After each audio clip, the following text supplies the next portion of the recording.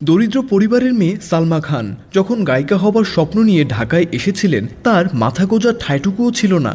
তবে close up one তোমাকেই খুঁজছে বাংলাদেশ প্রতিযোগিতার দ্বিতীয় সিজনে বিজয়ী হয়ে রাতারাতি পাল্টে যায় সালমার জীবন।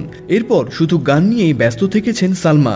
ব্যক্তিগত জীবন নিয়ে কয়েকবার সংবাদ শিরোনাম হলেও গান তাকে প্রত্যেকবার দর্শকের সামনে নিয়ে এসেছে। তবে এখন কেমন আছেন সালমা আক্তার, কিভাবে কাটছে তার দিনকাল, সেই সব কিছুর বিস্তারিত থাকছে আজকের এক্সক্লুসিভ আয়োজনে। পুরো নাম মৌসুমী আক্তার সালমা হলেও পরবর্তীতে পরিচিতি পেয়েছেন লালন কন্যা সালমা হিসেবে।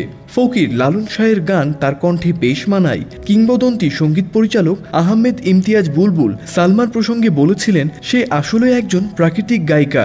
সবসময় তার কণ্ঠে বাংলাদেশের গন্ধ পাওয়া যায়। কুষ্টিয়ার দৌলতপুর উপজেলার গঙ্গারামপুর গ্রাম থেকে উঠে এসে 2006 সালে সারা বাংলাদেশে পরিচিতি পেয়েছিলেন সালমা। ছোটবেলা থেকেই গানের প্রতি প্রচণ্ড আকৃষ্ট ছিলেন সালমা আক্তার। প্রথম জীবনে সালমা ওস্তাদ শফি মণ্ডলের কাছে গান শিখেছিলেন। সালমা আক্তার লোকসঙ্গীতের পাশাপাশি শাস্ত্রীয় সঙ্গীতের পাঠও শিখতে শুরু করেন তার গুরুজির কাছে। 2011 সালে সালমার আরেক শিক্ষক ওস্তাদ সঞ্জীব দের কাছ থেকে সঙ্গীতের তালিম নিয়েছেন তিনি। সম্প্রতি এক পত্রিকাকে দেওয়া এক সাক্ষাৎকারে সালমা বলেন, বর্তমান শিল্পীদের শুধু অবস্থা খারাপ নয়, করোনা কালের চেয়ে দুর্দিন অনেকের এখন।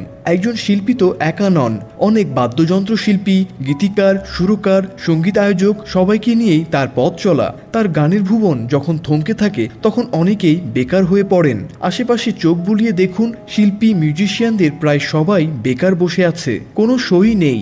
বছরের এই সময়টা হলো স্টেজ শোর মৌসুম।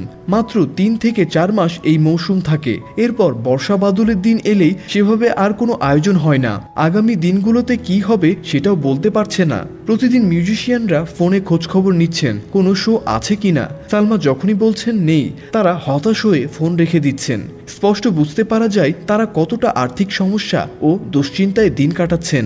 2011 সালে পারিবারিকভাবে তার প্রথম বিয়ে হয়। তাদের সংসার আলো করে আসে কন্যা সন্তান স্নেহা। 2016 সালে সেই সংসারে বিচ্ছেদ ঘটে। সালমা এক সাক্ষাৎকারে বলেছিলেন, প্রথম স্বামী শিবলির সাথে বিয়ের পর ওনার শর্ত ছিল সালমা গান, নাচ এবং পড়াশোনা করতে পারবেন না। সেই শর্ত অনুযায়ী সালমা 4 বছর সমস্ত কিছু থেকে দূরে সরেছিলেন। 2018 সালের 31 ডিসেম্বর লোকগানের এই সঙ্গীত শিল্পী পারিবারিকভাবে বিয়ে করেন সানাউল্লাহ নূর সাগরকে। তিনি ঢাকা জজ কোর্টের আইনজীবী। এই ঘরে তাদের সাইফা নামের একজন কন্যা সন্তান রয়েছে। সম্প্রতি সালমা আরও বলেন, শিল্পীর দায়বদ্ধতা থেকেই নতুনদের সুযোগ দেওয়ার চেষ্টা তার। গুণী শিল্পীদের সহযোগিতা পেয়েই আজকের এই অবস্থানে তিনি।